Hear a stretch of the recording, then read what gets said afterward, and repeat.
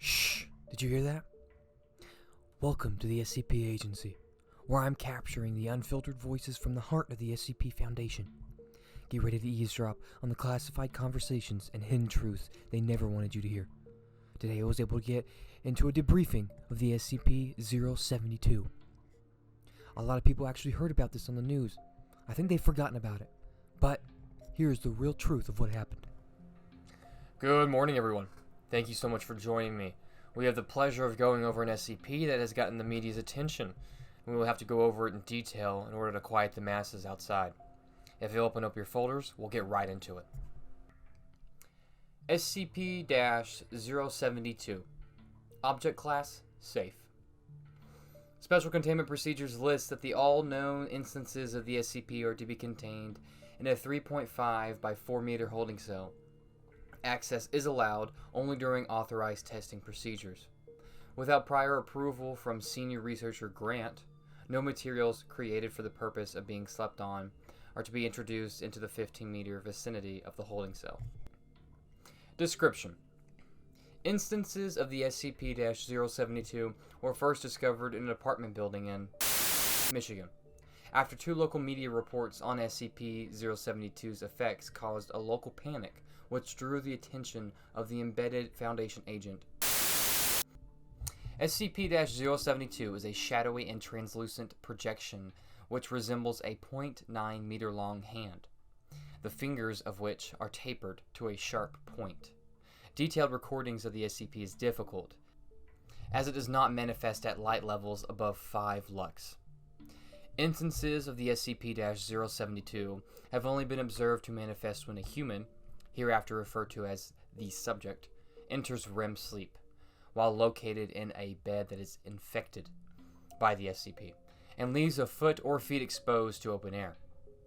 If these conditions are satisfied, the SCP will emerge from the foot of the bed and appears to use its pointer finger to tap on the subject's foot until they are awakened.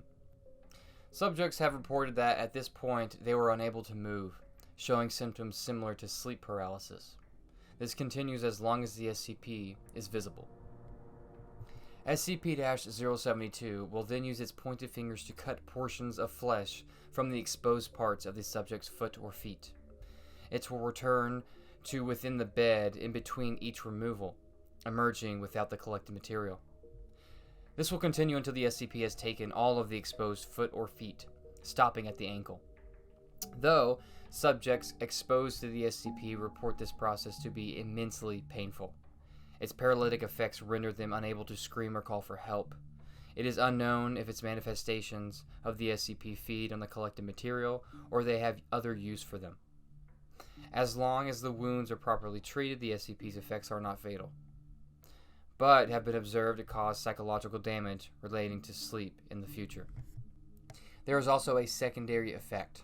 Any bed within an approximately 10-meter vicinity of a bed which also manifests the SCP will host an instance of the SCP as well. Destruction of a bed affected by the SCP-072 reveals no anomalous materials and no trace of biological material removed from the subjects. Addendum: List of known SCP-072 objects. SCP-072-1, 2, and 3.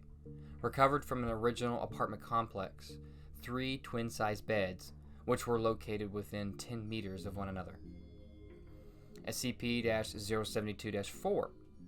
A king-sized 4-poster bed contaminated during the SCP's time at site. Temporarily anomalous objects holding.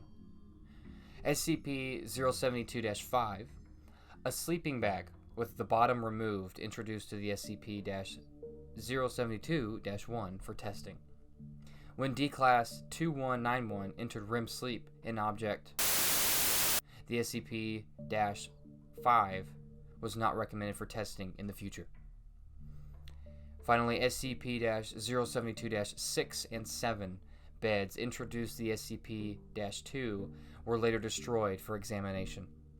Remains of the SCP on those two 6 and 7 ones appear unaffected, but are to be contaminated and contained until further studies may be completed. Alrighty, that'll be it for today's reading and debriefing. Thank you so much for joining me. Have a wonderful day.